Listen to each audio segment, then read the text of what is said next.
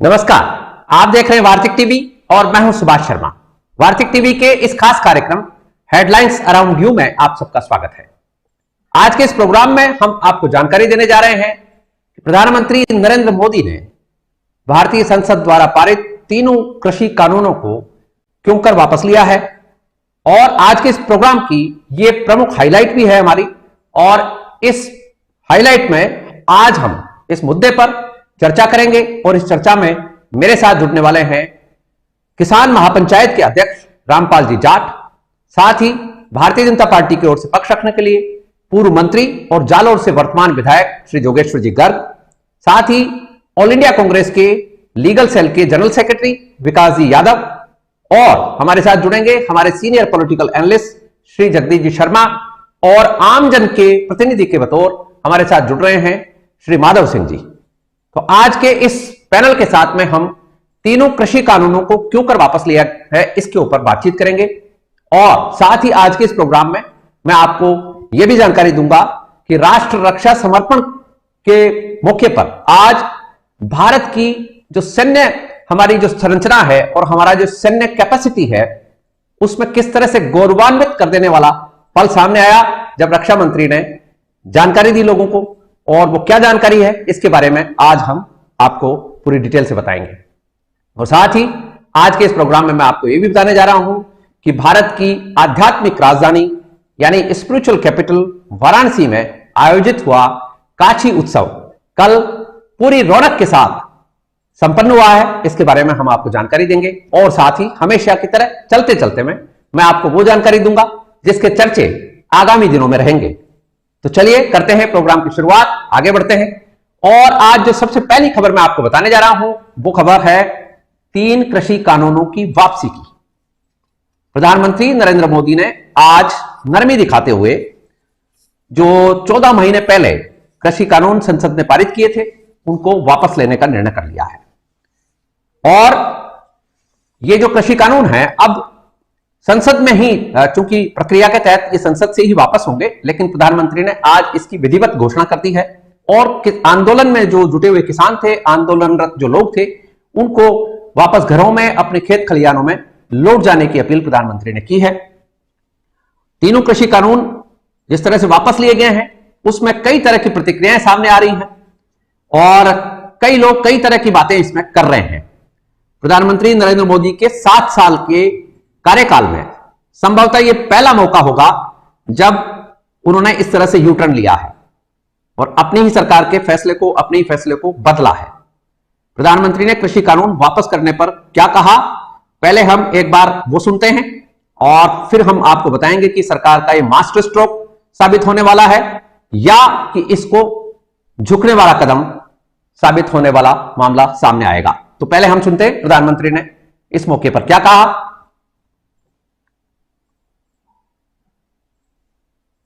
14 महीने के बाद देश को ये बताने आया हूं कि हमने 3 कृषि कानूनों को वापस लेने का, रिपील करने का निर्णय लिया है। इस महीने के अंत में शुरू होने जा रहे संसद सत्र में, इसी महीने में हम तीनों कृषि कानूनों को रिपील करने की संवैधानिक प्रक्रिया को पूरा कर देंगे। साथियों, मैं आज अपने सभी आंदोलनरत किसान साथियों से आग्रह कर रहा हूं, आज गुरु पर्व का पवित्र दिन है। अब आप अपने अपने घर लौटे, अपने खेत में लौटे, अपने परिवार के बीच लौटे। आइए एक नई शुरुआत करते हैं, नए सिरे से आगे बढ़ते हैं। साथियों, आज ही आपने सुना, प्रधानमंत्री नरेंद्र मोदी ने विधिवत घोषणा कर दी है तीनों कृषि कानून वापस लेने की। हालांकि इस मामले में विपक्ष का यह कहना है कि इतनी देर करने की क्या जरूरत थी, जबकि सरकार को पता था कि यह कृषि कानून चलने वाले कानून नहीं है और इससे आम किसान उद्वेलित है। इन विपक्षी नेताओं में से कईयों ने यह भी कहा कि 700 लोगों की जान लेने के बाद आखिर 14 महीने बाद यह फैसला लिया गया, इसे पहले ही पूरा कर लिया जाना चाहिए था। साथ ही जो सोशल मीडिया पर प्रतिक्रियाएं आ रही हैं वो भी मिश्रित किस्म की हैं। हालांकि मैं आपको बता दूं कि politics is a game of possibilities. सरकार जिस तरह से काम करती है, सरकार का जो सोचना है वो अपने हिसाब से सोचा जाता है। सियासत में किस तरह की सोच चलती है वो सरकार ज्यादा बेहतर जानती है, लेकिन जो सरकार के हिमायत में खड़े हुए लोग हैं उनमें भी आज हल्की निराशा भी देखने को मिली और विश्व मीडिया में भी इसको उसी अंदाज में लिया गया। कुछ अखबारों में, बाहर के जो अखबार हैं उनमें मोदी को नरम पढ़ना बताया, मोदी का, प्रधानमंत्री नरेंद्र मोदी का, सरकार का, और कुछ में झुकने का भी टिप्पणी वाला सामने आया बयान। इस तरह की मिश्रित प्रतिक्रिया रही है। इसमें हम हालांकि हमारे पैनलिस्ट के साथ चर्चा करेंगे और जानेंगे कि ये क्या वजह है। और जैसा कि बताया जा रहा है, मीडिया रिपोर्ट्स आ रही हैं, उसमें तो ये लग रहा है कि उत्तर प्रदेश में आगामी चुनाव को लेकर नरेंद्र मोदी की जो सभाएं हुई, अब तक 5 सभाएं वो कर चुके हैं इस चुनावी माहौल की, उन 5 सभाओं में जो ऑब्जर्वेशन आया है और सरकारी पक्ष को ये समझ में आया है कि किसानों के मुद्दे पर, इन तीनों कृषि कानूनों के मुद्दे पर कुछ ज्यादा प्रतिक्रिया है और आगामी यूपी चुनाव में कुछ परेशानी हो सकती है सरकार को, भारतीय जनता पार्टी को। तो इसके लिए भी ये फैसला लिया गया, बताया गया है। अब जानेंगे हम हमारे एक्सपर्ट से और सरकारी पक्ष के लोगों से कि वो क्या कहते हैं इस बारे में। लेकिन मैं आपको यह भी बता दूं कि अब तक के इतिहास में लगभग पिछले 115 सालों में यह चौथा मौका है जब किसानों के आगे सरकार को झुकना पड़ा है। पहला मौका जो है वो 1907 में था, जब शहीद आजम भगत सिंह के चाचा अजीत सिंह के नेतृत्व में अंग्रेजी हुकूमत के समय आंदोलन हुआ था और उसमें भी अंग्रेज सरकार को झुकना पड़ा था। उसके बाद 1937 में सर छोटू राम के नेतृत्व में किसानों का आंदोलन हुआ था, उसमें भी सरकार को इसी तरह से झुकना पड़ा और किसानों की बात माननी पड़ी। इसके बाद 1988 में तत्कालीन प्रधानमंत्री राजीव गांधी के समय किसान यूनियन के जो फाउंडर थे महेंद्र सिंह टिकैत, उनके नेतृत्व में जो आंदोलन चला उसमें राजीव गांधी सरकार भी झुकी। और यह चौथा मौका है जब 2020 से शुरू हुआ यह आंदोलन अब 2021 में सरकार को झुकने के ऊपर मजबूर कर गया। और अब आगे देखने वाली बात होगी कि इन तीनों कृषि कानूनों को वापस लेने के बाद किसानों का क्या दृष्टिकोण रहता है। तो यह थी आज की हमारी प्रमुख हाईलाइट और हमारे पैनलिस्ट हमसे जुड़े हैं, तब तक हम आपको एक खबर और देंगे। और यह खबर जुड़ी हुई है बुंदेलखंड के झांसी से आ रही है खबर, और यह खबर है राष्ट्र रक्षा समर्पण के इस मौके पर, पर्व के ऊपर रक्षा मंत्री राजनाथ सिंह ने क्या कहा वो एक बार हम आपको सुनवाएंगे। रक्षा मंत्री ने जिस तरह की जानकारी दी है उससे आज प्रत्येक भारतीय का सीना गर्व से चौड़ा होगा। उनका यह कहना था कि देश हथियारों के मामले में बहुत कमजोर स्थिति में रहा है और हमको आयात बहुत करना पड़ता था, लेकिन अब देश की खुद की आवश्यकताएं पूरी होने के बाद 70 से ज्यादा देशों को हथियार हम निर्यात भी कर सकने की कैपेसिटी में आ गए हैं।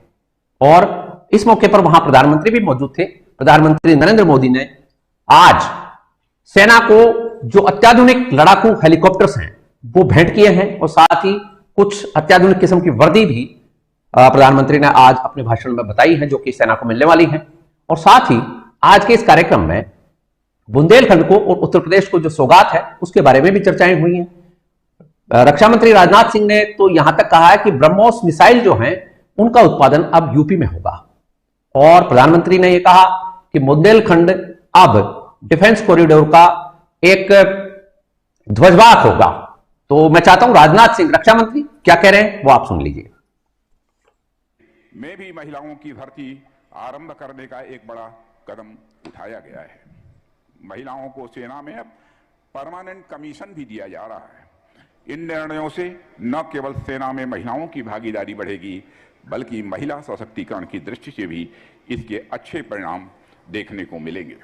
साथियों, रक्षा संकल्प को मजबूती देने वाले कई काम शुरू किए जा रहे हैं जिनका संबंध उत्तर प्रदेश से है।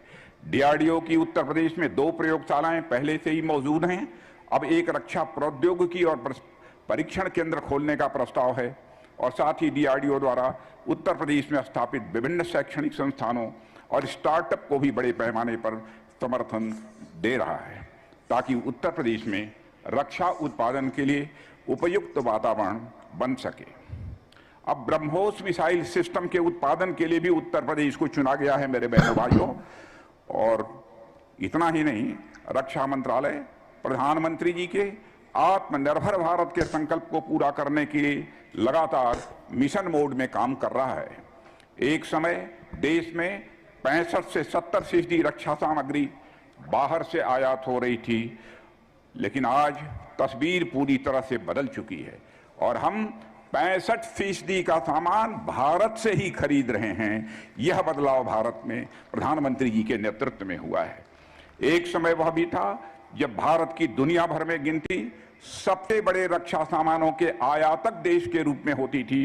अब भारत की गिनती दुनिया के निर्यातकों में होने लगी है और अब भारत लगभग 70 देशों में रक्षा उपकरण और सामान निर्यात कर रहा है। यह नए भारत की नई और बदलती हुई तस्वीर है। प्रधानमंत्री नरेंद्र मोदी के साथ बुंदेलखंड के झांसी में राष्ट्र रक्षा पर्व समारोह के ऊपर बोल रहे थे। अब मैं चाहूंगा एक बार हमारे पैनलिस्ट यदि जुड़ गए हों तो हम उनका स्वागत करेंगे और आज के हमारे मुख्य बिंदु के ऊपर चर्चा को आगे बढ़ाएंगे।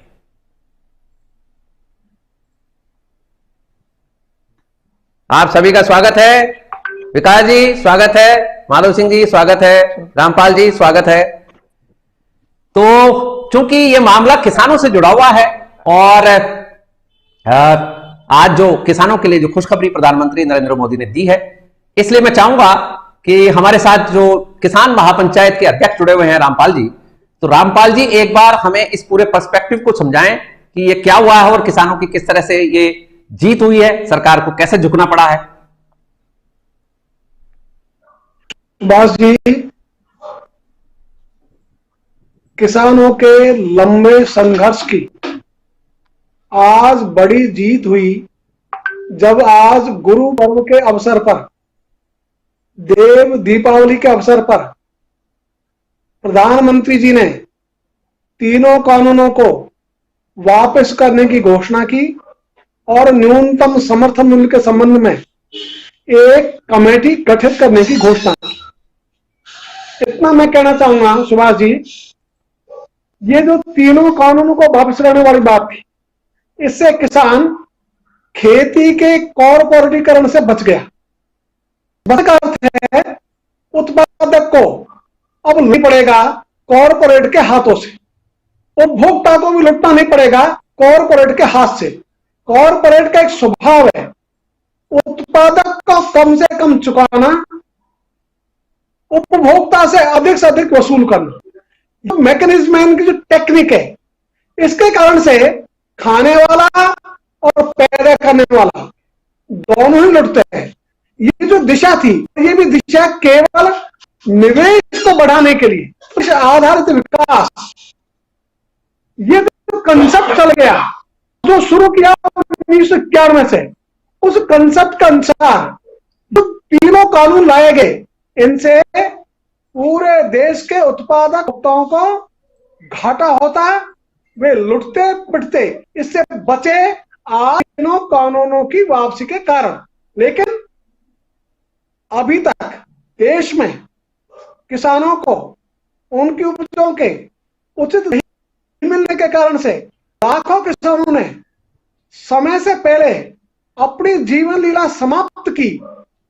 उसमें विराम लगने की दिशा में इन तीनों कानूनों वापसी को सार्थक नहीं माना जा सकता। इसलिए हम खड़े हो गए 2020 की स्थिति में, फिर भी किसानों को अपनी उपजों के न्यूनतम समर्थन मूल्य की प्राप्ति के लिए संघर्ष करना पड़ रहा था, आज भी कर रहे हैं। और ये संघर्ष राजस्थान में दूदू से 11 वर्ष पहले शुरू हुआ। वर्ष में ये पूरा देश में ये संघर्ष पहुंचा। आज न्यूनतम समर्थन मूल्य ये देशव्यापी मुद्दा हो गया, तो दूदू से पूरे देश का मुद्दा बना ये न्यूनतम समर्थन मूल्य की गारंटी का कानून। इतना ही नहीं, तो इसकी गारंटी के कानून के संबंध में हमने जो केवल सरकार से मांग नहीं की, हमने विकल्प दिया और एक प्रारूप बना के दिया कानून का। उस कानून के प्रारूप के आधार पर लोकसभा में एक निजी विधेयक को 8/14 को विचारार्थ सर्वसम्मत स्वीकार किया गया। और इतना ही नहीं, तो ये जो विधेयक की जब रचना की गई, जब इसकी प्रति बनाई गई, तो इसमें महत्वपूर्ण भूमिका निभाई श्रीमान राजनाथ सिंह जी ने, जिनको अभी आप सुना रहे थे। तो सुरक्षा मंत्री जो आज के हैं, उस समय इस कानूनों का पक्ष में थे, नहीं आए थे। और इतना ही नहीं, तो हमारे प्रधानमंत्री जी ने भी इन कानून को संबंध में कहा, बहुत अच्छे काम, ये अच्छी दिशा में है, ये सार्थक है। और इससे भी एक बात जोड़ना चाहूंगा, 2011 में हमारे मंत्री जी जब गुजरात के मुख्य थे, उस समय भारत सरकार बनाए गए एक समिति के अध्यक्ष थे, और उसके रूप में उन्होंने जो सरकार को अपना प्रतिवेदन सौंपा, अनुशंसा की कि ये न्यूनतम समर्थन मूल्य की प्राप्ति किसानों को तभी संभव है जब इसके संबंध में खरीद की गारंटी का कानून बने। जो तथ्य है वो है जिनसे लगता है कि माननीय प्रधानमंत्री जी पहले से इनकी अनुशंसा कर चुके हैं। तो अब बच गया न्यूनतम समर्थन मूल्य पर खरीद की गारंटी के कानून की घोषणा का काम। यदि ये हो जाता है तो देश में नए दिए जलेंगे, किसान खुशहाली की ओर बढ़ेगा, देश समृद्धि की ओर बढ़ेगा, और देश पूरे दुनिया में होगा नंबर 1। इसी से बनेगा सुपर पावर। तो इस दिशा में सरकार को चलना चाहिए। और इसके पीछे एक इकोनॉमिक्स का तर्क है कि अधिकतम उपभोग की जेब में पैसा आता है तो मांग और आपूर्ति का चक्र अधिक गतिमान होता है। उसके कारण से नए लोग लगते हैं, नए काम शुरू होते हैं, और जो सर्कुलेशन है, ये सर्कुलेशन देश की अर्थव्यवस्था को मजबूती देता है। तो ये मजबूती देने वाला काम आज भी 75% ये किसान है, किसान से जुड़े हुए लोग हैं। यदि उनकी जेब में पैसा जाएगा तो ये बाजार में आएगा, मांग बढ़ेगी, आपूर्ति के लिए नए नए धंधे शुरू होंगे, उनकी जेब में पैसा आएगा। तो ये मांग और आपूर्ति का चक्र जितना गतिमान होगा उतनी ही गति होगी देश की अर्थव्यवस्था। इसका अनुपात की अर्थव्यवस्था मजबूत होती है तो ये हम पर पावर बनने की ओर चल पाएंगे। इसके लिए हमने उसे लड़ाई लड़ी। तो 2010 से यह आंदोलन शुरू हुआ और अभी ये देशव्यापी आंदोलन है। तो ये जो आंदोलन था, इसका जो प्रमुख पक्ष है जिसके कारण से किसानों को प्राप्त होने की बात है, किसानों को उनको उपज के दाम प्राप्त होने की बात है, और देश के माथे से किसानों की आत्महत्याओं का कलंक धोने के लिए यह महत्वपूर्ण कदम है। इस कदम की ओर प्रधानमंत्री जी जिस बड़े मन से आज काम किया है कानून की वापसी का, उसी बड़े मन से यह भी काम करें कि वो न्यूनतम समर्थन मूल्य पर खरीद की गारंटी कानून ले आवे, जिससे किसानों को ऐसा नहीं समय से पूर्व अपनी जीवन लीला समय को वश नहीं होना पड़े। और आज तो किसानों को न्यूनतम समर्थन मूल्य पर खरीद अपनी उपज औने पौने दामों में के लिए विवश होना पड़ता है। ये तो तब स्थिति है जबकि संसद में कहा गया है कि यदि किसानों की उपज न्यूनतम समर्थन मूल्य से नीचे चली जाती है उनका दाम, तो सरकार किसानों को विवश नहीं होने देगी कम दामों में बेचने के लिए। उपरांत भी सरकार कहीं गंभीर नहीं दिखती और लगता है हाथी के दांत खाने के और दिखाने के और। ये जो स्थिति है, इस स्थिति से बचना चाहिए। इससे बचने के लिए इस आंदोलन का बहुत बड़ा पक्ष न्यूनतम समर्थन मूल्य यह है, जिसके आधार पर किसानों के जीवन में बदलाव आएगा, देश की स्थिति में बदलाव आएगा। इस बदलाव की दिशा में आज यदि घोषणा होती तो और भी बढ़िया होता, लेकिन उन्होंने इसके संबंध में एक कमेटी का गठन की घोषणा की है। वो कमेटी का भी हम प्रतीक्षा करेंगे, वो कमेटी का ना आ जावे। लेकिन हम सोचते हैं ये सारा काम निर्भर करेगा हमारे माननीय प्रधानमंत्री जी और उनकी सरकार के ऊपर। इसलिए वो यदि इस काम में पहल करते हैं तो जैसे ये पहल की तो वो भी पहल कर लें। तो आज तो जो एक कहा जा रहा है कि इन्होंने जो कानूनों की वापसी की, इन वापसी में चुनाव का भी एक बड़ा कारण है। तो मैं तो ये कहना चाहूंगा, गीता में जो कहा है सात्विक भाव, राजसी भाव, तामसिक, कोई किसी भी भाव से काम यदि जनहित में करता है, काम करता है तो स्वागत योग्य है। किसी भी भाव से उन्होंने किया होगा, किसी भी कारण का, तो ये स्वागत योग्य कदम है प्रधानमंत्री जी का, उनकी सरकार के। देश के किसानों के चेहरों पर आज मुस्कान आई, देश के किसानों के मन में एक प्रसन्नता की गुदगुदी पैदा हुई। ये जो प्रधानमंत्री जी ने आज किया है गुरु पर्व और देव दीपावली के अवसर पर यह है, और इस मौके पर ये काम उन्होंने किया है, ये बार बार स्वागत योग्य कदम है। और हम इतना कहना चाहेंगे कि हमारे किसान भाई पूरे देश के इसको लेकर प्रसन्न हैं, खुश हैं, और ये चाहेंगे कि जो समय बीता, यदि यही काम जल्दी हो जाता तो और बढ़िया बात थी, को बलिदान नहीं देना पड़ता, लोग परेशान नहीं होते, सर्दी में गर्मी में ठिठुरते नहीं, बरसात में परेशान नहीं होते, लेकिन देर आए दुरुस्त आए, गुड, अंत भला तो सब भला। वेरी गुड सुभाष जी, ये अच्छा कदम है। गुड। नेक्स्ट राउंड में आएंगे जब हम आपसे जानेंगे कि आपने अभी अपने इसमें प्रारंभिक उसमें बताया है वक्तव्य में कि किसान जो है वो 2020 के पहले वाली स्थिति में वापस पहुंच गया है। तो एक बात तो ये बहुत इंपॉर्टेंट आपने कही है, दूसरी बात आपने ये भी हवाला दिया है कि चुनाव का भी इसमें एक एंगल है।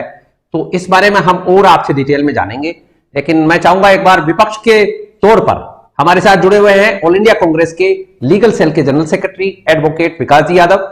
विकास जी, क्या लगता है आपको कि सरकार का यू टर्न है, देर आए दुरुस्त आए वाली बात है, या बहुत बड़ी चूक हुई है? देखिए सुभाष जी, इस विषय पे जैसा कि मेरे से पूर्व किसान नेता बता रहे थे, किसानों के लिए निश्चित तौर पर यह खुशखबरी है।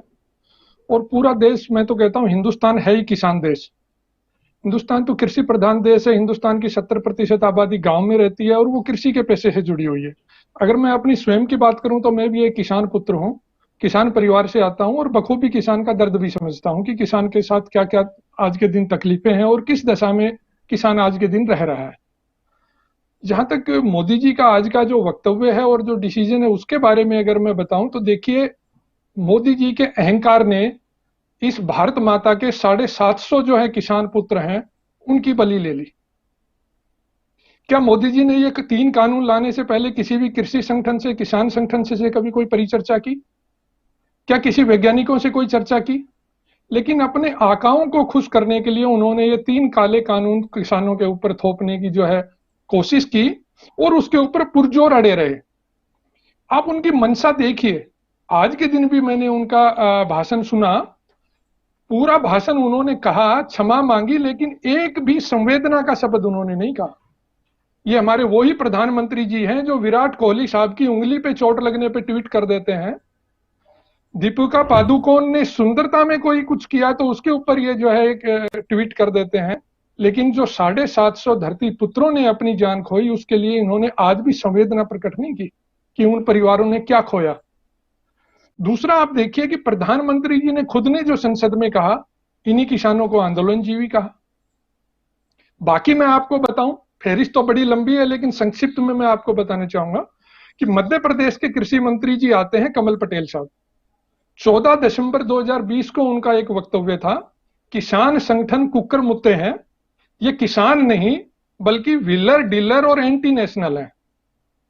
ये मध्य प्रदेश के कृषि मंत्री थे। मध्य प्रदेश की ही एक और कैबिनेट मंत्री श्रीमती उषा ठाकुर जी रही है। उनका वक्तव्य था, पंजाब और हरियाणा के उच्च कोटि के दलाल प्लानिंग के साथ आंदोलन चला रहे हैं और इसमें टुकड़े टुकड़े गैंग भी शामिल है। पीयूष गोयल जी, जो कि किसानों से वार्तालाप की जो कमेटी बनी थी उसी के सदस्य थे, उनका वक्तव्य था, यह आंदोलन किसानों का आंदोलन नहीं है, इसमें वामपंथी और माओवादी शामिल है। राव साहब दानवे केंद्रीय मंत्री हैं मोदी जी के, उस वक्त के केंद्रीय मंत्री, उन्होंने भी एक दिया वक्तव्य कि किसान आंदोलन में चीन और पाकिस्तान का हाथ है, आतंकवादी और खालिस्तानी आंदोलन का हिस्सा है। दिल्ली और राजस्थान के बीच में स्थित आपका हरियाणा प्रदेश, कृषि मंत्री जेपी दलाल साहब का वक्तव्य था, किसान आंदोलन में विदेशी ताकतें, भारत के दुश्मन चीन और पाकिस्तान सक्रिय हैं। सत्यदेव पचौरी साहब कानपुर से सांसद हैं भाजपा के, उनका वक्तव्य था, आंदोलन जो है वो खालिस्तान समर्थक लोग कर रहे हैं, ये खालिस्तानियों का आंदोलन है। गिरिराज सिंह जी एक और केंद्रीय मंत्री हैं, उनका था कि आंदोलन में विदेशी ताकतें सक्रिय हैं और चीन और पाकिस्तान की फंडिंग से आंदोलन चल रहा है। मीनाक्षी लेखी जी मेरी न्यू दिल्ली की ही सांसद है, उन्होंने तो और भी बढ़ चढ़कर भाग दिया कि जो आंदोलन कर रहे हैं वो किसान नहीं है, वो लोग तो मवाली हैं। उन्होंने एक नई पदवी से नवाजा था।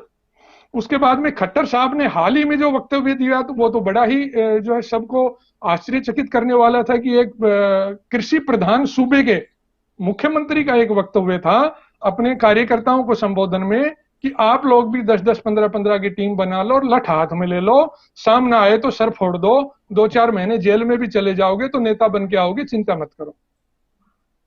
तो ये भाजपा, और लखीमपुर खेरी को तो हम भूल ही गए। लखीमपुर खेरी में जिस प्रकार से किसानों को कुचला गया, और आज भी बड़ी बेशर्मी से अमित शाह जी जब उत्तर प्रदेश के अंदर चुनाव प्रचार करने जाते हैं तो उसी जो मेन अभियुक्त है उस नरसंहार का, उनके पिताश्री उनके साथ में खड़े होते हैं, जो खुद भी एक बाहुबली रहे हैं, आपराधिक पृष्ठभूमि के व्यक्ति हैं, जो उनको साथ में खड़ा करके और वो बोलते हैं दूरबीन लगाने पर भी कहीं पर कोई अपराधी दिखाई नहीं देता, जबकि 6 इंच दूरी पे एक सबसे बड़ा महाअपराधी उनके साथ में खड़ा होता है। तो किसानों को कुचलने का, अपने आकाओं को खुश करने के लिए किसानों को कुचलने का भरपूर प्रयास करने के बावजूद जब इन्होंने देखा कि किसान जो है इस देश का जाग गया है, देश के हर एक कोने में किसान विरोध कर रहा है, और उसी विरोध को देखते हुए जब उपचुनाव हुए, इनकी आईबी की रिपोर्ट्स आई और फिर इनको लगा कि अब तो बाजी हाथ से निकल चुकी है, तुम्हारा जो झूठ का तिलिस्म था, जो हाथ की सफाई थी वो टूटती जा रही है। तो पहले उन्होंने पेट्रोलियम पदार्थों पर कुछ छूट दी और आज ये निर्णय लेना पड़ा। लेकिन मुझे अभी भी खेद है इस बात का कि उन्होंने उन 750 परिवारों के लिए एक संवेदना का शब्द तक नहीं कहा। उसको देखकर लगता है कि रस्सी जल गई लेकिन बल अभी भी नहीं गया, ऐंठन वो ही है। दूसरा रही बात एमएसपी की, एमएसपी पे सिर्फ एक उन्होंने अभी एक जुमला कहा दोबारा से कि एक कमेटी बना दी जाएगी। जब आप मानिए कि सीबीआई ईडी के डायरेक्टर का कार्यकाल 3 साल का बढ़ाने के लिए अध्यादेश जारी हो सकता है और उनकी मंशा बिल्कुल ठीक है, तो आज ही अध्यादेश इसकी कृषि किसानों को काले कानूनों को वापस लेने के लिए भी जारी हो सकता था। लेकिन इसके लिए भी उन्होंने कहा कि अभी इंतजार करना पड़ेगा किसानों को। तो मैं इतना ही कहना चाहूंगा कि दीन और ईमान से अपने तू अपनी शैतानी बता, शर्म हो आया है अगर बाकी तो तू अपनी पसेमानी बता, झूठ सब तेरे किरदार का देखा है जमाने के लोगों ने, हौसला हो तो अपनी जुबानी हाकिम तेरी सच्ची कहानी बता। तो हाकिम की सच्ची कहानी जानने के लिए चलते हैं हम भारतीय जनता पार्टी की तरफ से। पक्ष रखने के लिए हमारे साथ जुड़ चुके हैं पूर्व मंत्री और जालोर से वर्तमान विधायक जोगेश्वर जी गर्ग। जोगेश्वर जी स्वागत है। साथ ही हमारे साथ जुड़ चुके हैं senior political analyst Shri Jagdish ji Sharma. Jagdish ji स्वागत है सर। जी जोगेश्वर जी, क्या ये विकास जी ने तो बहुत बड़ा मामला बता दिया ये तो? विकास जी बड़े वकील हैं और बड़े वकील बड़ी बड़ी दलील देते हैं, तो उसमें कोई शक की गुंजाइश ही नहीं है। वकील साहब की, विकास जी की काबिलियत पे किसी को शक नहीं, ना आपको है ना मुझे।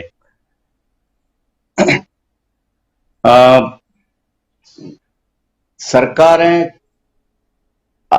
निर्णय लेती है और जरूरत पड़ने पर निर्णय बदलती भी है। वो सरकार चाहे नेहरू जी की रही हो, चाहे इंदिरा जी की रही हो, चाहे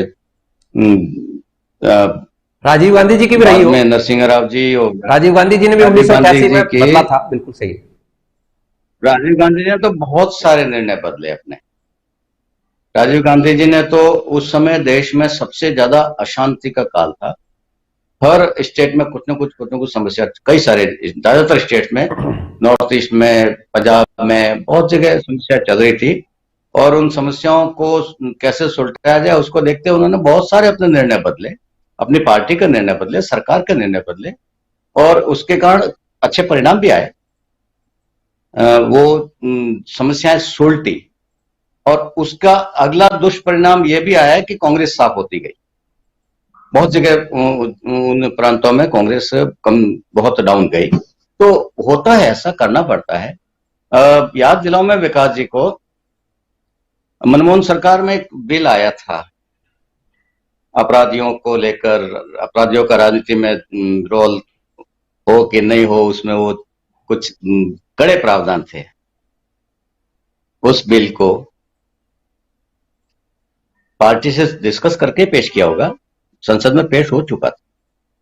और उसके बाद माननीय राहुल गांधी साहब ने प्रेस कॉन्फ्रेंस में उस बिल को फाड़ के टुकड़े टुकड़े करके फेंका था। और फिर सरकार को उसमें मनमोहन सिंह जी विदेश यात्रा पे थे, अमेरिका में थे शायद, अमेरिका या इंग्लैंड का ही थे। और उस समय उनको बताए बिना राहुल गांधी कहते हैं कि मनमोहन साहब ये वापस लेना बिल, वो ले लेते। और जैसे वो दृश्य खड़ा किया गया प्रेस के सामने, वो तो बहुत ही शर्मनाक दृश्य था, पार्टी के लिए भी, देश के लिए। उसके बाद वो बिल वापस हुआ। ऐसे ही आपके महिला आरक्षण का बिल था, पेश हो गया था संसद में, लोकसभा में।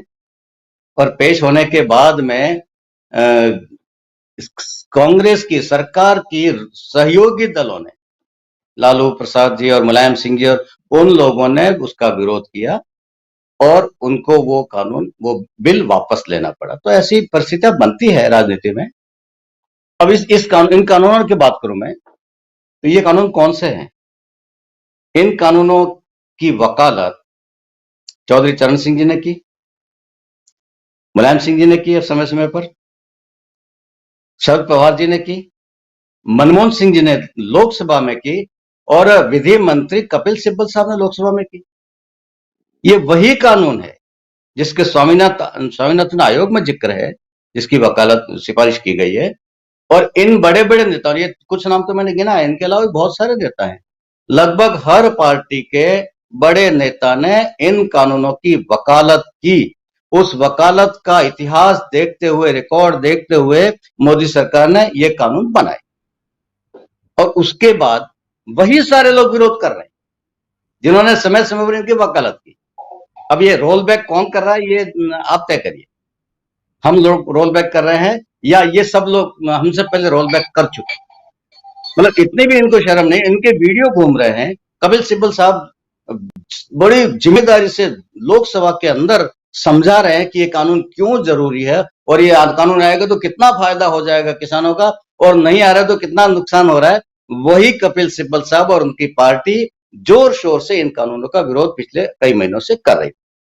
ठीक है, हमने भी मोदी जी ने विचार किया कि भाई इतना ज्यादा, यदि उन्होंने स्पष्ट कहा है आज के उसमें अपने संबोधन में कि हमने इन सब लोगों के विचारों के आधार पर ये कानून बनाए थे, लाए थे, किसानों के हित के लिए लाए थे, लेकिन किसानों को जैसा समझ में आना चाहिए था हम वैसा समझा नहीं पाए।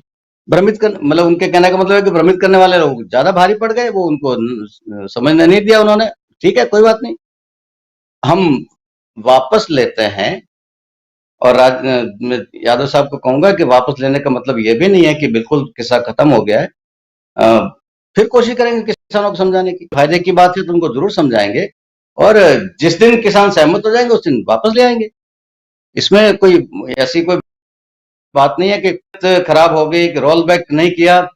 मैं याद दिलाऊं यादव साहब को, वकील साहब को, योगेश्वर जी दूसरे चरण में आएंगे जब ये बात पूछेंगे। जो आज सोशल मीडिया पर भी इस बात की चर्चा है कि सरकार ने घुटने टिका दिए हैं, यू टर्न ले लिया है, उत्तर प्रदेश चुनाव सामने है, मोदी जी राजनीति कर रहे हैं, इस तरह की बातें भी आ रही है। इसके बारे में दूसरे राउंड में आप हमें बताइएगा। इस बीच में विकास जी कुछ कहना चाह रहे थे, वो पहले कर ले, फिर मैं जगदीश जी के पास चलता हूं, फिर हम माधव सिंह जी को चर्चा में लाएंगे।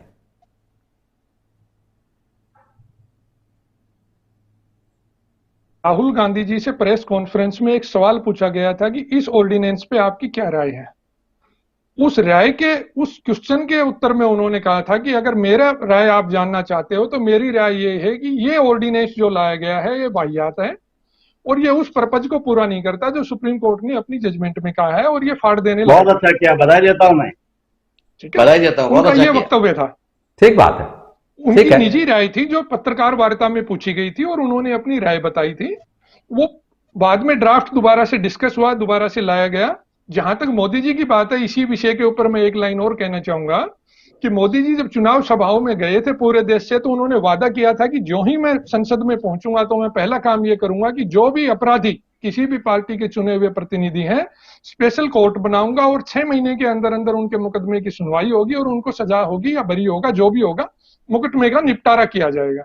आज 7 साल हो गए, मोदी जी के आज के दिन में 300 से ऊपर सांसद हैं, लेकिन देश का दुर्भाग्य है कि आज हिंदुस्तान के 2 राज्य गृह मंत्री वो लोग हैं जो पहले वाले जो गृह मंत्री हैं उन पर तो आरोप रहा कि चलो वो किसी वक्त तड़ीपार रहे थे, उनका वो बचाव करते रहे कि तड़ीपार राजनीतिक द्वेष भावना से रहे थे, लेकिन 2 राज्य मंत्री भी जो उनको सहयोगी दिए गए हैं उनके ऊपर बलात्कार, हत्या, डकैती, स्मगलिंग, ये सारे इतने गंभीर अपराध हैं। वो मोदी जी ने 2 हीरे चुन के जो है अपने गृह राज्य मंत्री बनाए। खैर उससे वो चर्चा किसी दिन और दिन करेंगे, आज वो चर्चा का विषय नहीं है। चर्चा का विषय आज कृषि कानून है, तो उसी पर हम केंद्रित रखेंगे।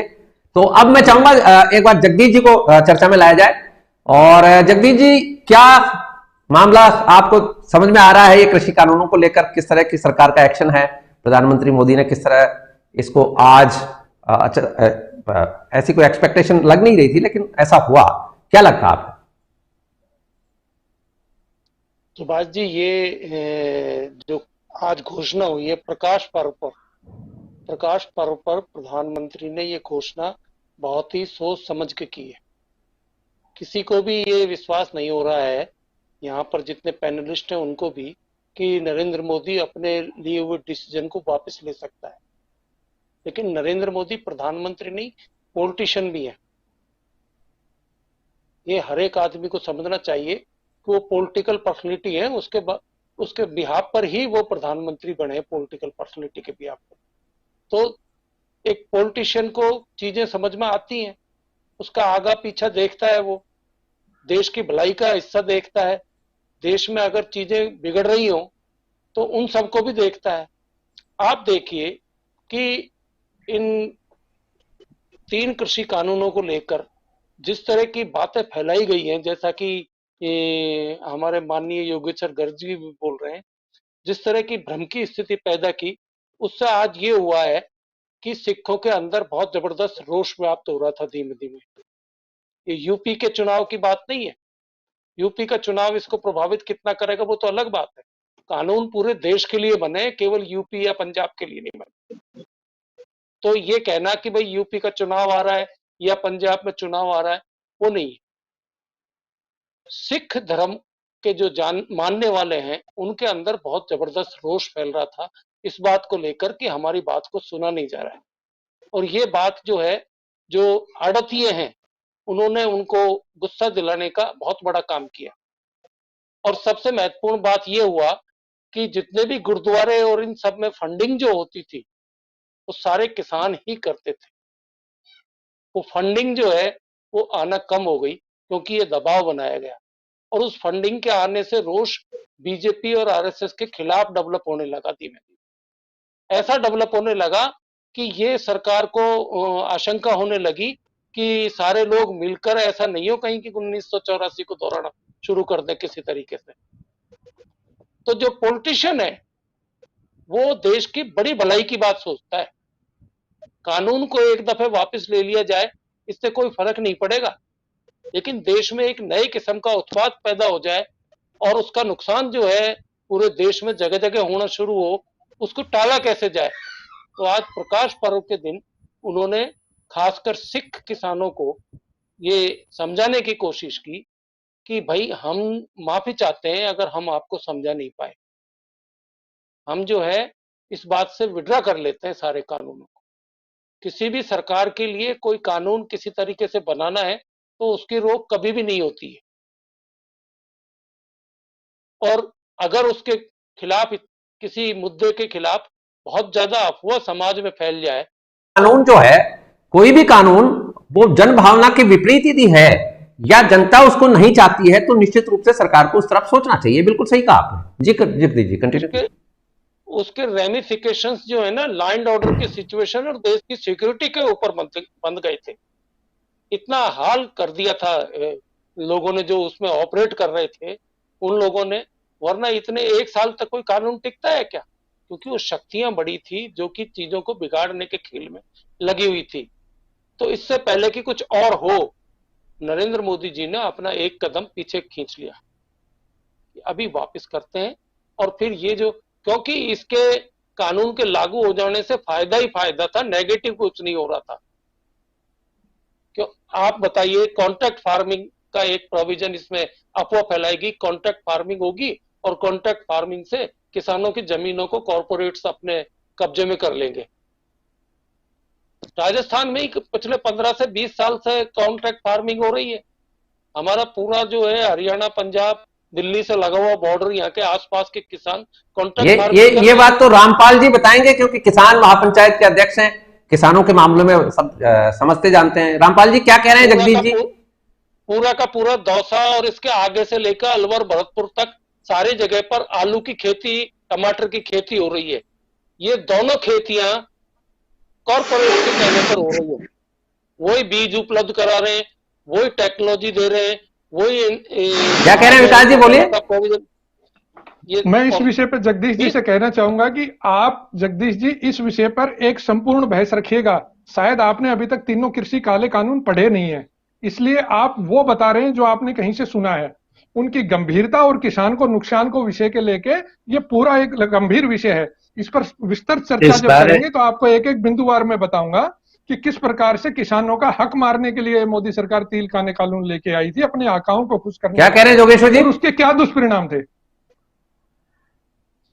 इनका इस सारे पैनल में पढ़े लिखे सिर्फ एक विकास जी है, बाकी सारे अनपढ़ है। जगदीश जी भी अनपढ़ है, कुछ नहीं पढ़ा उन्होंने। क्या बात करते हैं? मैंने ये नहीं कहा कि अनपढ़ है। मैंने ये कहा कि तीनों कानूनों को विस्तार से चर्चा करके आपको बताएंगे कि हमने उन तीनों का अध्ययन किया है और आपको विस्तार से बताएंगे। पिछली बार भी जगदीश जी पे ऐसी टिप्पणी करी थी, पिछली बार भी। नहीं, विकास जी जो है ना अपनी बात कहने में माहिर हैं और वो किसी भी तरीके से कहते हैं। नहीं, गर्ग साहब को नहीं, देखिए गर्ग साहब उम्र में बड़े हैं, लेकिन मैं उनकी इस काबिलियत को मानता हूं कि वो संघ के जो है पुराने वो रहे हैं और ट्रेनी है संघ से पूरी तरह से, कि जब भी अपना बचाव ना दिखे तो आप एक उस स्थिति से अलग निकल के एक ऐसी टिप्पणी करके बचाव का रास्ता निकालिए कि आपको निकलने का रास्ता मिल जाए। तो उसमें उनकी महारत है, वो अपनी कला का प्रदर्शन कर रहे हैं, इससे मुझे कोई छेद नहीं है। वकील साहब, उसका मैं बुरा भी नहीं मानता। बड़ा होने के नाते ही आपको फिर इंगित कर रहा हूँ, पिछली बार भी जगदीश जी पे आपने ऐसी टिप्पणी की थी कि आपने पढ़ा नहीं, आपको जानकारी नहीं है। प्लीज बड़ों पे ऐसी टिप्पणी मत करिए। तो अब एक बार मैं चाहूंगा, एक बार माधव सिंह जी अभी तक नहीं आए चर्चा में, एक बार माधव सिंह जी को ले आते हैं, फिर डिबेट ओपन रहेगी। जी माधव सिंह, देखिए यहाँ मुद्दा बड़ा हो गया। सुभाष जी एक दफे सुनिए मेरी बात बीच। हाँ, आप कर लीजिए। यह मुद्दा बड़ा हो गया है और अभी ये गर्ग साहब ने भी उसमें कर दी है, तो इसमें छोटा बड़ा होने की मैं कोई बात मंजूर नहीं करता। उम्र में भले ही मैं सबसे छोटा भी हूं, तो भी ये विकास जी का भी वही आदर करूंगा जो गर्ग साहब का करूंगा, जो माधव सिंह जी की करूंगा और जो रामपाल जी की करूंगा। बिल्कुल, मैं तो जो बात कह रहा हूं उसको तो सुनो। हाँ, ये बात सही है, इंपॉर्टेंट बात ये है। शुरू होती है, बिल्कुल, आपको बात सुनने से पहले ही चिढ़ मचना शुरू होती है। यही बस है कि आपकी बात जो है ना गलत जगह हाथों पे जा रही है, वही मैं आंगली रख रहा हूं। अब वो कांग्रेस आजकल जगदीश जी ये बात सच कह रहे हैं आप। कांग्रेस की तरफ से मैं कई बार सुनता हूं ये बात, एक तो ये बात आती है कि व्हाट्सएप यूनिवर्सिटी से पढ़ के आ रहे हो, और दूसरी बात यह कि आपने पढ़ा नहीं है। ये बात है, ये विकास जी भी मानेंगे मेरी बात को।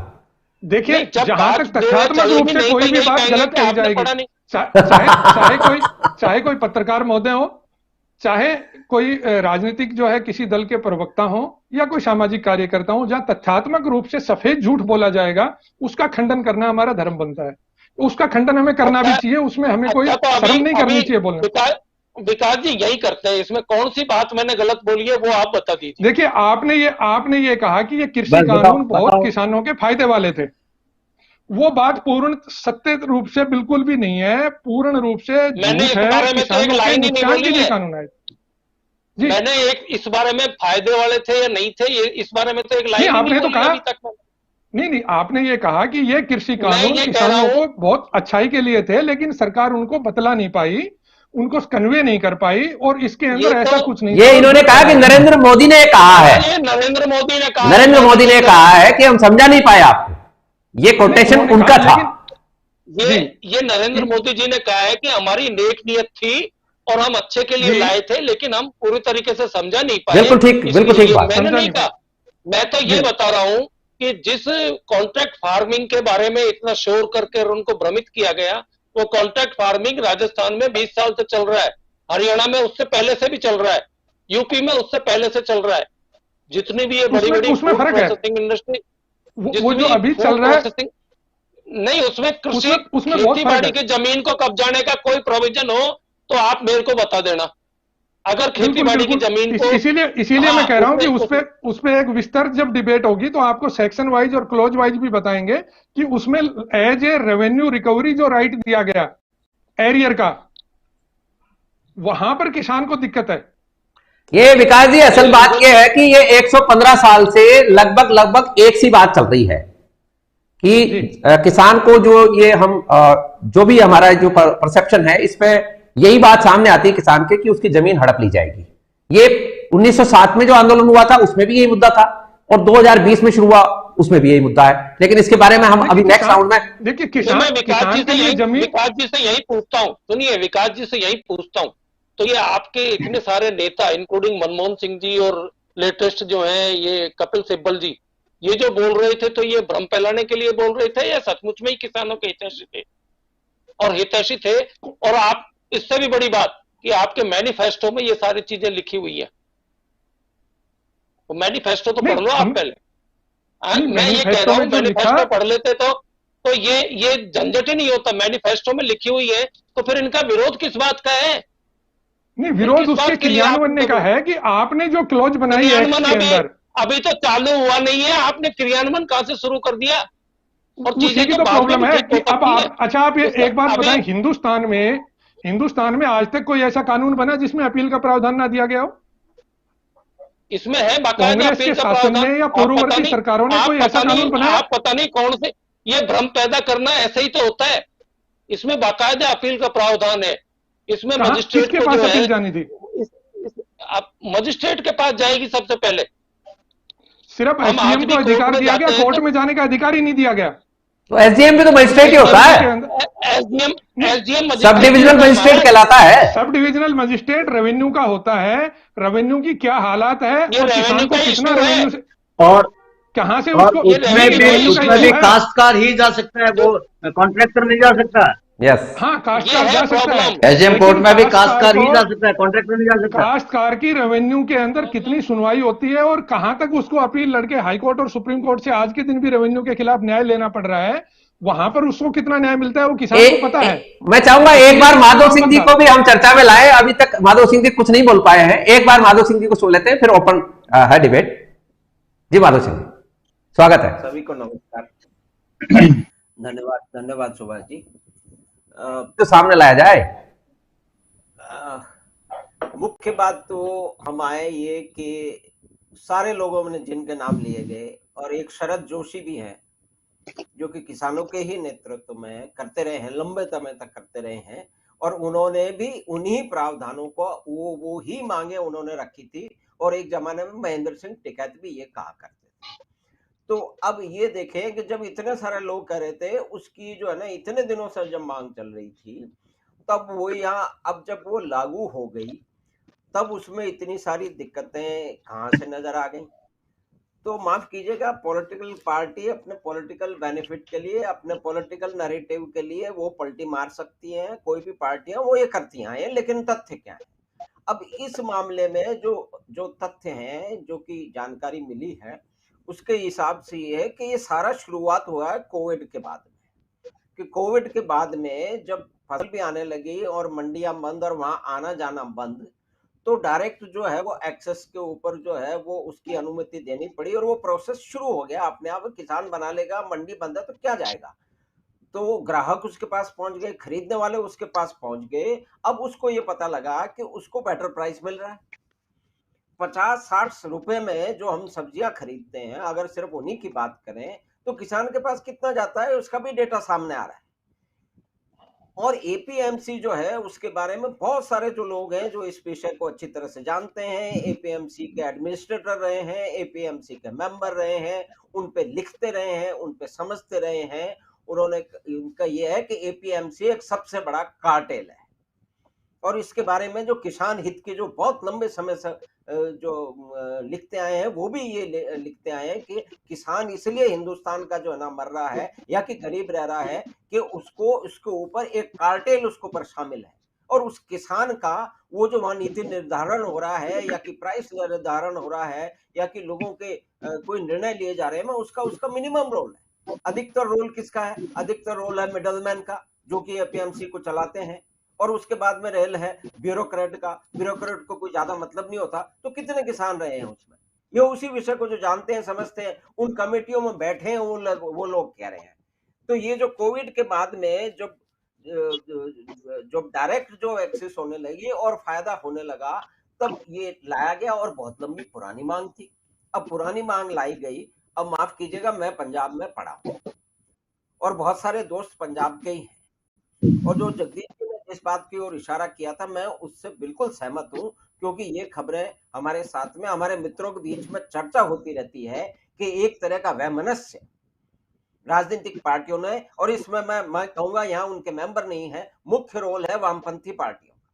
पंजाब के गांव की राजनीति में वामपंथी पार्टियों का सबसे बड़ा रोल है। ये धर्मपाल वगैरह जो हैं, ये वही लोग हैं, और माफ कीजिएगा, ये लोग वो लोग हैं, नाम है उनका, धर्मपाल, दर्शनपाल।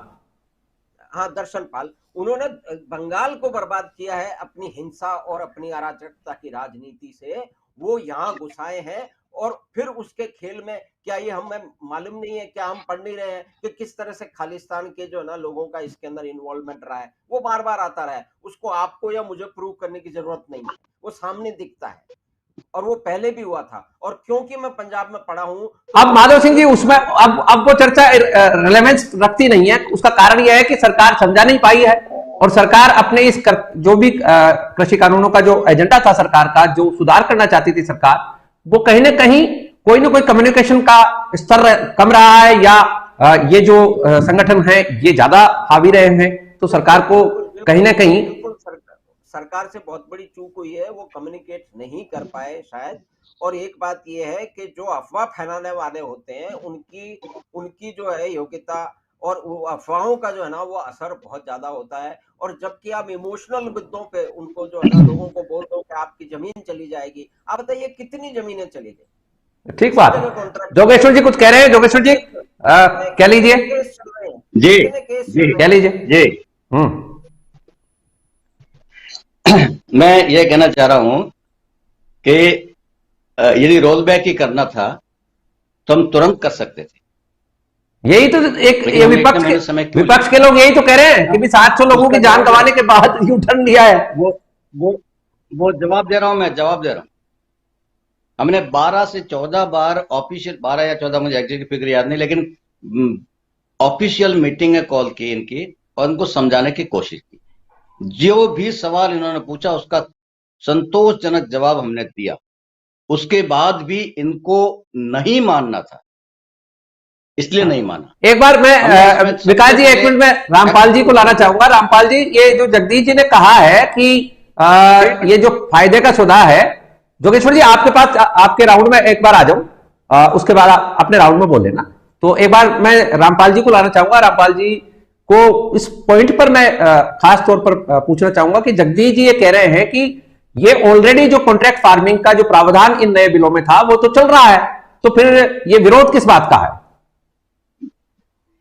सुभाष जी, देश में जो कॉन्ट्रैक्ट की बात है विद इन फार्मर, ये आज भी है और बहुत पहले भी था, इसका कोई विरोध नहीं। इसलिए हमने तो सरकार को स्पेसिफिक बात कही कि जो कॉन्ट्रैक्ट फार्मिंग ये एक्ट लाए हैं, इसमें ये प्रावधान कर दे कॉन्ट्रैक्ट होगा विद इन फार्मर, किसान के बीच में ही कॉन्ट्रैक्ट होगा। इन्होंने इस कॉन्ट्रैक्ट को खोल दिया कॉर्पोरेट जगत के लिए। एक पार्टी होगी कॉर्पोरेट जगत, कॉर्पोरेट का व्यक्ति कॉर्पोरेट, और दूसरी तरफ होगा किसान। इन दोनों में इतनी असमानता है, ये दोनों नहीं है। एक संसाधनों से युक्त है, एक संसाधनों से विहीन है। इस कारण से आज जो भी कॉर्पोरेट जगत का व्यक्ति है, जिन एसडीएम को उन्होंने उसका न्याय का अधिकार दिए, वो एसडीएम तो अधिकारियों के प्रोटोकॉल में खड़े रहते हैं, और उन मिनिस्टर्स के यहां जिनके प्रोटोकॉल में एसडीएम खड़ा रहता है, उनके चूल्हे तक जड़ा कॉर्पोरेट के लोगों की, और किसान की पहुंच तहसीलदार के चपरास तक भी नहीं है। और दूसरी मैं बात कहना चाहूंगा, अभी कुछ दिनों में कॉन्ट्रैक्ट हुए बिना कानून के। वो कैसे हुए? अमरूद का कॉन्ट्रैक्ट हुआ, अमरूद के भाव गिर गए, जिसने कॉन्ट्रैक्ट लिया वो छोड़कर चला गया। ये जो स्थिति है, इस कारण से ऐसी स्थितियों में इनके बराबरी। और फिर अभी एक बात और आई बीच में कि जब कॉन्ट्रैक्ट हुआ, उनको आलू लेना था, उनको टमाटर लेना था, तो उन्होंने कह दिया ये क्वालिटी का नहीं है, इसकी साइज बराबर नहीं है, अनेक प्रकार के बहाने वो इन सारी मशीनरी के पास है। इस कारण से जब इनका फायदा का सौदा होगा तो ये खरीदेंगे, इनको लगेगा कि भाव गिर गए तो ये पीछे हट जाएंगे। इसलिए किसान के भले के लिए ये लोग नहीं आ रहे। नहीं, इसमें आती है रामपाल जी एक और हम आपसे जानकारी चाहेंगे कि क्या ये जो बात सामने आ रही है कि सरकार आपसे प्रॉपर कम्युनिकेशन में नहीं आ पाई, आप लोगों का कॉन्फिडेंस नहीं जीत पाई, इसकी वजह से ये कुछ हुआ है, या ये कानून तीनों ही आपके पक्ष में नहीं है? ये तीनों कानूनी किसानों के पक्ष में नहीं है। ये कृषि उपजों के व्यापार करने वाले बड़े पूंजीपति उनके पक्ष में है। इसलिए 14 जून 2020 यानी 5 जून के बाद ही एक पत्र जगदीश जी आप पूछ सकते हो रामपाल जी से कोई पॉइंट। आप जो आपने पॉइंट उठाया था वो पॉइंट रामपाल जी कह रहे हैं कि बिल्कुल कॉन्ट्राडिक्ट कर रहा है उस पॉइंट से। आप कुछ नहीं, मैं सुभाष जी रामपाल जी से ये निवेदन करना चाहता हूं कि देखिए, कॉन्ट्रैक्ट एक लीगल प्रोविजन होता है, नटके नहीं जा सकता। कोई भी कॉर्पोरेट हो चाहे कॉर्पोरेट का बाप हो, नटके नहीं जा सकता, और इसीलिए उसमें कानूनी प्रावधान है। अगर नट जाए, यो कोई भी आदमी किसी भी चीज की जिम्मेदारी राइटिंग में अगर कॉन्ट्रैक्ट है और उसके लिए नट जाए, तो विकास जी बताएंगे इसमें लीगल बाकायदे प्रोविजन है, सजा होने तक के प्रोविजन है। तो फिर कॉन्ट्रैक्ट को कैसे तोड़ा जा सकता है? जी विकास जी, ये मेरे समझ की बाहर की बात है। नहीं, उसमें जगदीश जी एक बहुत बड़ा फ्लॉ है। ये तो किसान कॉन्ट्रैक्ट फार्मिंग है, इसको आप 1 मिनट के लिए साइड में रखें। आप में से जितने भी लोग आज पैनल में हैं, सब लोगों को भी इस चीज से वास्ता पड़ा होगा कि आप लोग जब इंश्योरेंस लेने जाते हैं, चाहे हेल्थ इंश्योरेंस लेते हैं या अपनी गाड़ी का इंश्योरेंस लेते हैं या हाउस इंश्योरेंस, थेफ्ट इंश्योरेंस लेते हैं, आपका और इंश्योरेंस कंपनी का एक करार होता है जिसको कॉन्ट्रैक्ट है। या आप लोन लेने जाते हैं, आप जब भी हाउस लोन लेते हैं, पर्सनल लोन लेते हैं, आप सिग्नेचर करते हैं। बैंकर के पास आप गए, उसने कहा यहां सिग्नेचर, यहां अंगूठा, यहां अंगूठा, यहां अंगूठा, वो कॉन्ट्रैक्ट ही हो रहा है, वो कॉन्ट्रैक्ट आप साइन करते हैं। लेकिन जब आपका कोई दावा करने की बारी आती है, तब आपको वो कॉन्ट्रैक्ट पढ़ने में आता नहीं है, क्योंकि आप एक लेमैन है। इतनी फाइन लैंग्वेज में जो है ड्राफ्ट किया गया कॉन्ट्रैक्ट है, उनके पास तो लीगल बैटरी है। चाहे इंश्योरेंस कंपनी है, चाहे फाइनेंसर है, या आप कोई बिल्डर का मकान लेने जाते हैं, उसका इतना मोटा कॉन्ट्रैक्ट होता है 50 पेजों का कि एक लेमैन उसको पढ़ के कभी नहीं समझ सकता। किसान की तो बात ही छोड़ दें, इंग्लिश के जो प्रोफेसर हैं उनके भी मुकदमे हमारे पास आते हैं कि सर हम लेने गए थे, उस टाइम पे तो हमने साइन कर दिया, अब हमारे वो तो नहीं आ रहा। इसको देखिए, इसमें विकास जी, इसमें जो गलती है या जो भी चूक है या जो त्रुटि है, जो या असमसामयिकता है, रेलेवेंस है, ये सारी की सारी तो 1947 में जब हमने पावर ट्रांसफर लिया है, तब से मोटी मोटी बुक्स में आपकी लाइब्रेरियां भरी हुई हैं, ठीक है ना? वहां हम आपके पास जाते हैं, लेमैन की तरह आपके पास जाते हैं, आप वकील हो, अब आप मोटी मोटी बुक्स दिखाते हो हमको, ठीक है? वो तो तब से ही बना हुआ है कि किसान जो है वो एक लेमैन है। किसान कभी भी उस कॉन्ट्रैक्ट की भाषा को समझ नहीं सकता, उसको हमेशा ओपन डिबेट। आप बोलिए सुभाष जी। मैं ये बताना चाहता हूं कि ये 15 साल से जो कॉन्ट्रैक्ट फार्मिंग हो रही है, उसमें कितने लोग हैं जिनके की कॉन्ट्रैक्ट वाले से और उनसे झगड़े हुए।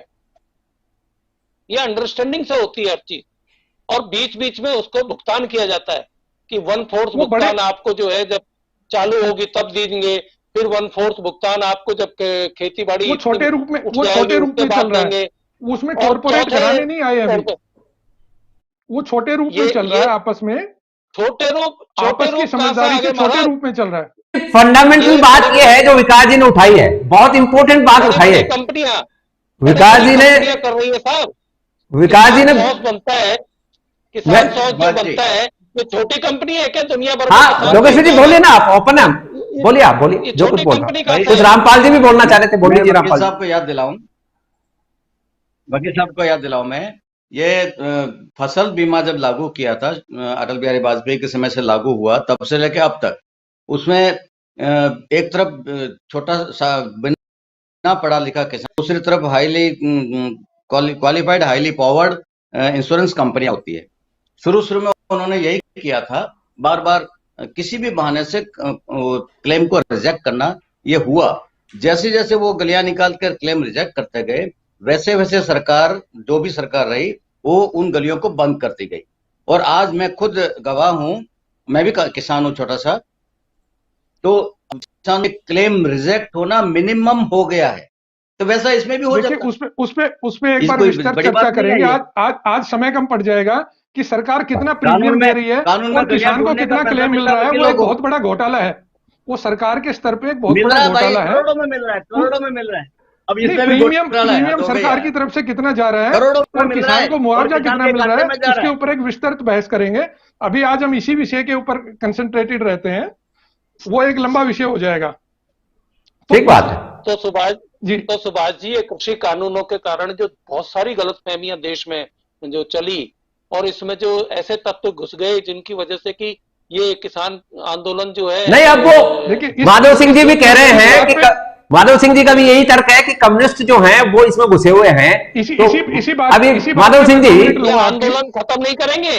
आप हाँ, ये बात तो सही है आपकी, लेकिन अभी माधव सिंह जी कह रहे, माधव सिंह जी आप क्या कह रहे थे, कम्युनिस्ट इसमें घुसे हुए हैं। वो दूसरा बहाना ढूंढेंगे आंदोलन करने का। वो तो बिल्कुल उसमें घुसे हुए हैं, और वो ही उन्होंने उसका धरातल तैयार किया है, और बाकी लोग फिर उस गाड़ी में सवार हो गए। नहीं तो अब एक काम करते हैं, माधव सिंह जी हाँ बोलिए। नहीं, आप मुझे 2 मिनट दिए, 2 हाँ, मिनट बोलिए, में बोलिए। आपको स्पष्ट करता हूँ। हाँ बोलिए। देखिए, कृषि कानून आए और उनके खिलाफ जो ये आंदोलन स्टार्ट हुआ है 9 अगस्त 2020 से शुरू हुआ। दिसंबर के आसपास दिल्ली की सीमाओं का घेराव शुरू हुआ। किसान ने नारा दिया कि दिल्ली चलो। जब सुनवाई नहीं हो रही किसी बात की, तो किसान दिल्ली आना शुरू हुआ। और मैं अपने आप को सौभाग्यशाली समझता हूं कि माननीय राहुल गांधी जी के निर्देश के ऊपर दिसंबर के महीने में 18 दिसंबर को एक टीम बनाई गई कि भाई किसानों की मदद करने के लिए जो भी लॉयर वॉलंटियर करना चाहे वो अपना नाम दे सकता है, कि किसानों को कानूनी रूप से इस बिल को समझाना, उनकी समस्याओं का निदान करना, उनको लीगल एड देना। तो मैं उस टीम का हिस्सा रहा। तो 18 दिसंबर से मैं इस कानून के साथ जुड़ा, इस आंदोलन के साथ जुड़ा, इसका हिस्सा बना मैं। और मैं वहां पर मीटिंगों में भी गया और वहां लोगों से भी मिला, तो मैंने ये पाया कि ये किसानों के द्वारा चलाया हुआ उनका खुद का आंदोलन है। उन्होंने हर पंचायत लेवल पे, जैसे हम लोग गांव में वो नहीं करते कि भाई टीकरा कर लो कि गांव में चोर आ गए हैं तो हर घर से एक आदमी आएगा फेरी देने के लिए, हर घर से 50 रुपए का कलेक्शन किया जाएगा, गांव में मंदिर बनना है। इस प्रकार से उन्होंने हर किला जमीन पे पंजाब से, नहीं ठीक है, मैं समझ गया आप क्या कहना चाह रहे हैं, मैं समझ गया, खुद चला, मैं समझ गया आपकी बात कि ये ऑर्गेनिक, आपका ये कहना है कि ऑर्गेनिक है आंदोलन। हाँ, और इसके बरक्स माधव सिंह जी किसान की नहीं हाँ। सिर्फ किसान की नहीं, देश के भाईचारे की जीत है। मैं इसका आपको एक एग्जांपल और देता हूं। 26 जनवरी का उपद्रव लेके गृह मंत्रालय से या कहीं और से दबाव में, राजनीतिक दबाव में आके दिल्ली पुलिस ने तमाम FIR दर्ज की। 27 जनवरी को 3 बच्चे जो मानसा से आ रहे थे, रमनदीप, लवप्रीत और जसप्रीत, 3 बच्चों ने मोटरसाइकिल से यहां पर वो सेवा करने आ रहे थे लंगर की। पुलिस से रास्ता पूछा उन्होंने दासा बॉर्डर के ऊपर कि जी हमें उधर जाना है। उनको कहा कि आ जाओ, और छावला थाने में ले जाके उन पे 50/21 FIR दर्ज कर दी गई। बाई चांस मेरा नंबर उस टाइम सर्कुलेशन में था कि भाई मैं वॉलेंटियर कर रहा हूं, किसान परिवार से हूं और किसानों के लिए फ्री सेवा दे रहा हूं। मेरे से संपर्क हुआ, उसके परिवार वाले लोग आए। 29 तारीख से मैं प्रतिदिन तिहाड़ जेल गया और 30 तारीख तक मैंने 32 ऐसे लोगों को वहां तलाशा तिहाड़ जेल में, जो सारे निर्दोष बच्चे थे, जो लाल किला तक तो पहुंचे ही नहीं थे, बॉर्डर से पार ही जिनको रोक लिया गया था दिल्ली में, जिनकी एंट्री नहीं हो पाई थी। ऐसे 32 लोगों को खोज के और उनकी निःशुल्क पैरवी करके मैंने 45 लोगों को इसमें जमानत दिलाई, जिससे मैंने बेसिकली विकास जी इसमें जो बात है, असल में जब भी सरकार इस तरह का कोई एक्शन करती है तो उसमें सरकार का काम नहीं, वो हमारी जो मशीनरी है उसका काम होता है। मुझे याद है 1987 में, विकास जी एक मिनट सुनिए, उससे ऊपर 1987 में यहां दिवराला में रूपकंवर सतीकांड हुआ और पुलिस ने, उस वक्त आप ही की कांग्रेस नीति सरकार थी, पुलिस ने जो भी मिला उसको अंदर किया।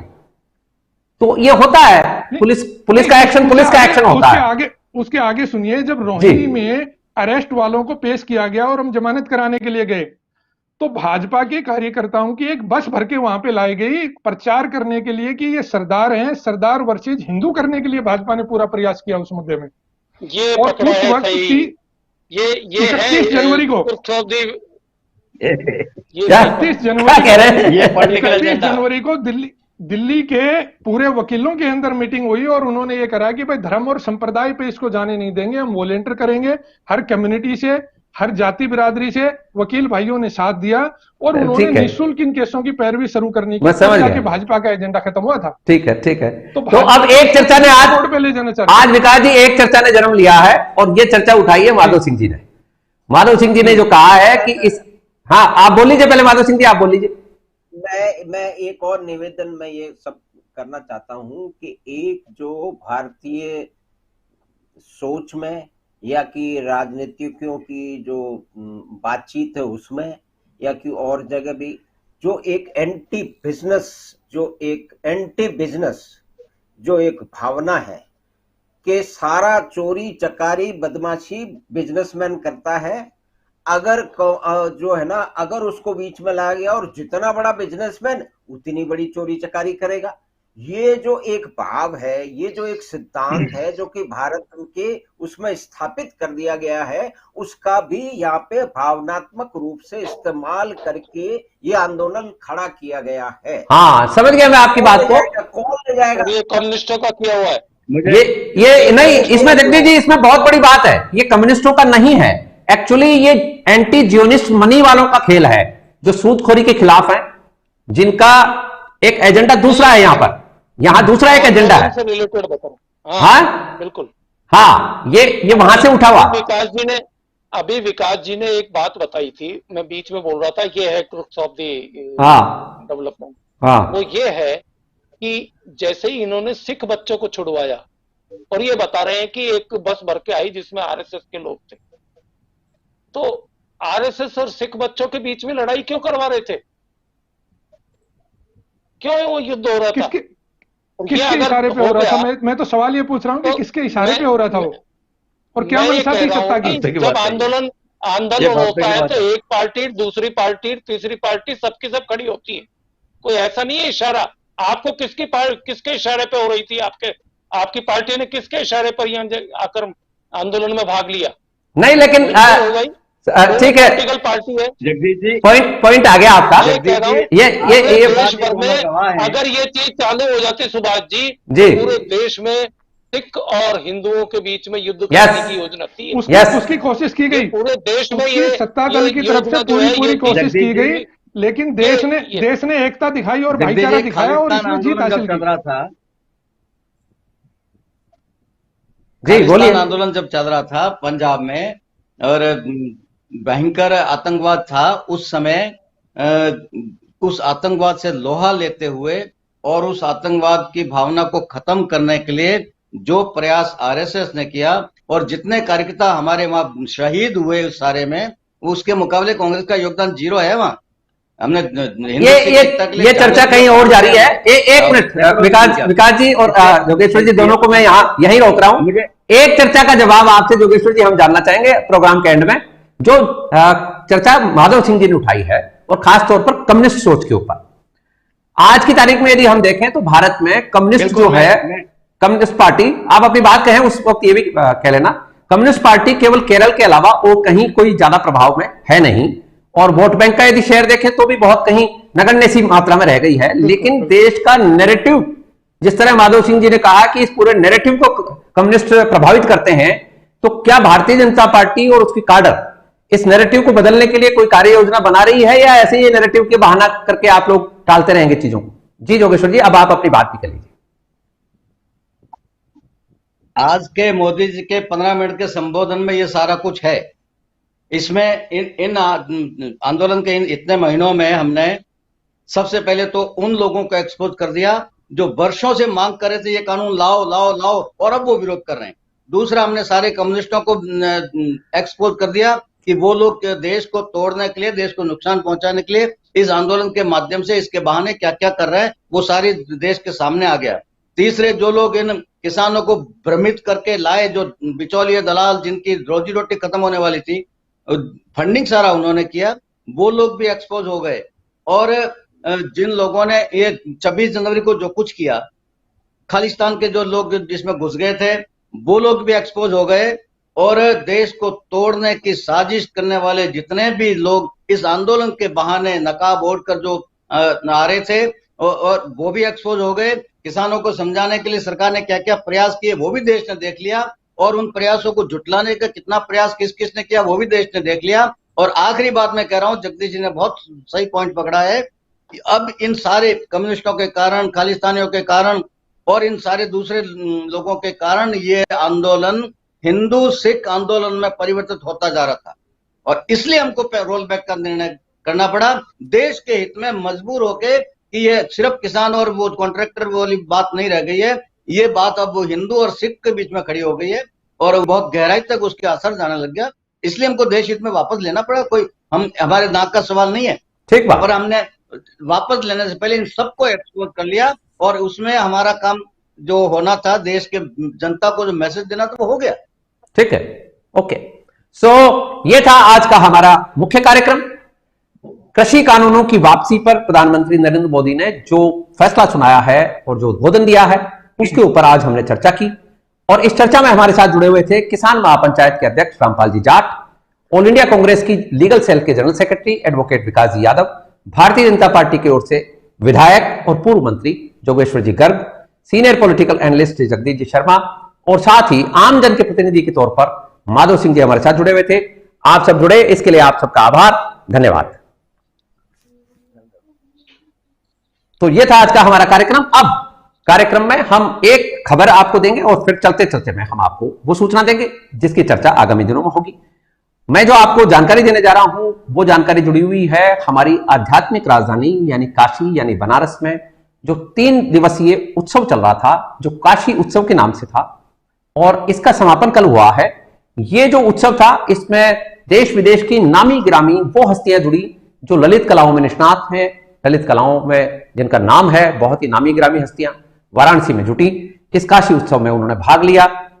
और ये जो आयोजन है ये भारतीय संस्कृति मंत्रालय की ओर से किया गया था, और संस्कृति मंत्रालय के संयुक्त सचिव श्री रोहित कुमार सिंह भी इसमें शिरकत कर रहे थे। और रोहित कुमार सिंह के आयोजन को लेकर जो तैयारियां और जिस तरह से उन्होंने शिद्दत के साथ इसमें काम किया, उस कार्य की भी बहुत सराहना हुई।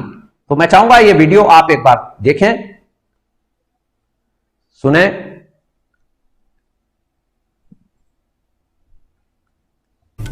हमारी काशी की सांस्कृतिक परंपरा की गूंज एक बार फिर से स्थापित हो। जिससे मुंशी प्रेमचंद जी, तुलसीदास जी, कबीरदास जी, संत रविदास जी, बाकेतु हरिश्चंद्र, जयशंकर प्रसाद, इन सब में जो हीरे छुपे हुए हैं उनको भी ढूंढने का प्रयास करें।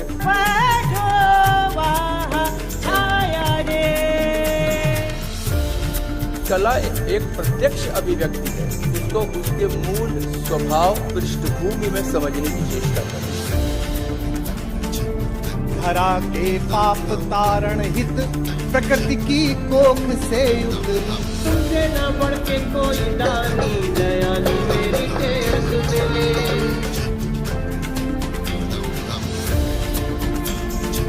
वीडियो संस्कृति मंत्रालय के संयुक्त सचिव और राजस्थान काडर के वरिष्ठ आईएएस अधिकारी रोहित कुमार सिंह ने शेयर किया है सोशल मीडिया पर। यह आपने देखा 3 दिवसीय काशी उत्सव का कल समापन हुआ है। अब कार्यक्रम के अंत में हमेशा की तरह चलते चलते में मैं आपको वो जानकारी दे रहा हूं जिसकी चर्चा आगामी दिनों में होगी, और यह चर्चा जुड़ी हुई है पाकिस्तान से।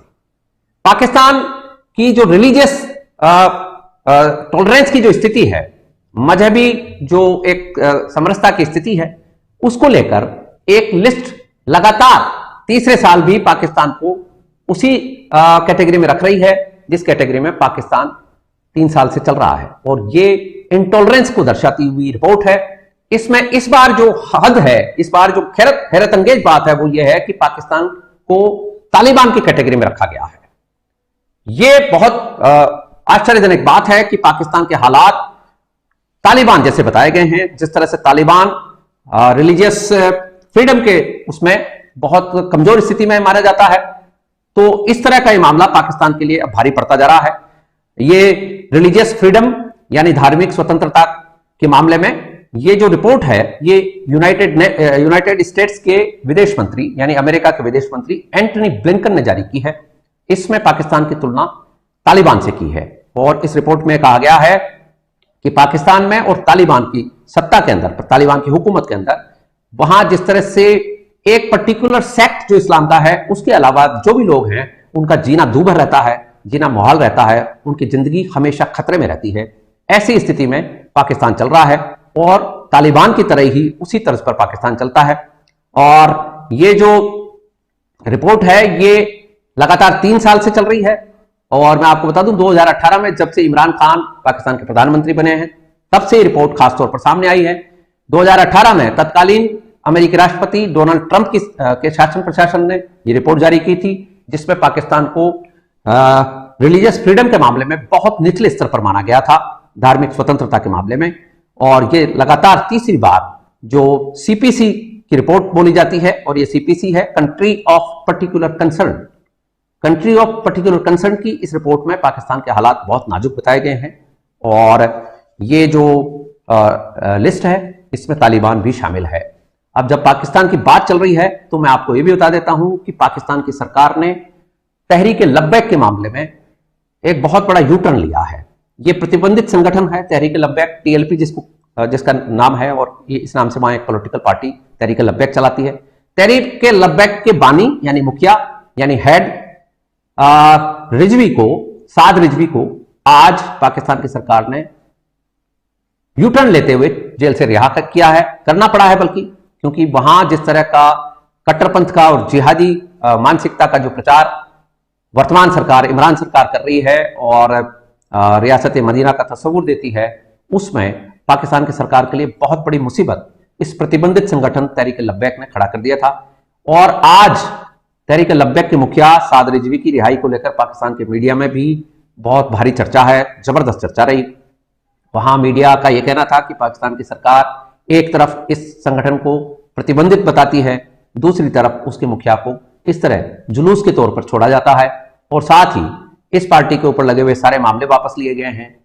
और जिस तरह का खूनी प्रदर्शन इस पार्टी के लोगों ने किया था वो भी सब वापस हुए हैं। साथ ही इस पार्टी के जो फाउंडर थे वो खादिम हुसैन रिजवी को लेकर खास तौर पर पाकिस्तान का मीडिया इस वक्त एक्टिव है और खादिम हुसैन रिजवी की कल डेथ एनिवर्सरी है और इस डेथ एनिवर्सरी को लेकर तहरीक लब्बैक की जो तैयारियां हैं वो एक बड़ा उर्स मनाने की है। और ये उर्स अब तक पाकिस्तान में पाकिस्तान के जो फाउंडिंग फादर्स हैं उसमें एक अल्लामा इकबाल और एक वहां के कायद आजम मोहम्मद अली जिन्ना के डेथ एनिवर्सरी पर मनाया जाता है उर्स।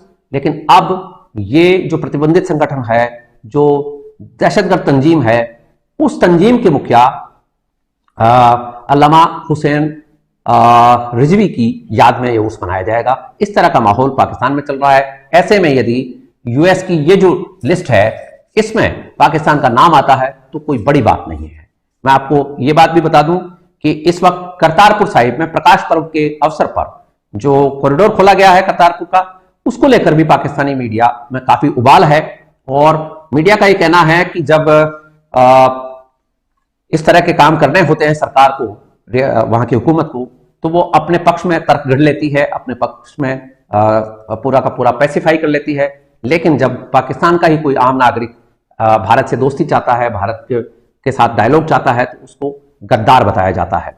इस मामले में मैं आपको यह भी बता दूं कि करतारपुर साहिब कॉरिडोर में पाकिस्तानी मीडिया के अनुसार भारतीय जनता पार्टी का जो 21 सदस्यीय दल गया है, मैं आपको यह भी जानकारी दे दूं कि करतारपुर साहिब में इस वक्त पंजाब के मुख्यमंत्री चरणजीत सिंह चन्नी और उनके साथ एक हाई लेवल प्रतिनिधिमंडल भी गया हुआ है। साथ ही भारतीय जनता पार्टी की ओर से पाकिस्तानी मीडिया में यह कहा जा रहा है कि 21 सदस्यीय दल भाजपा का, भारतीय जनता पार्टी का वहां पहुंचा है पाकिस्तान।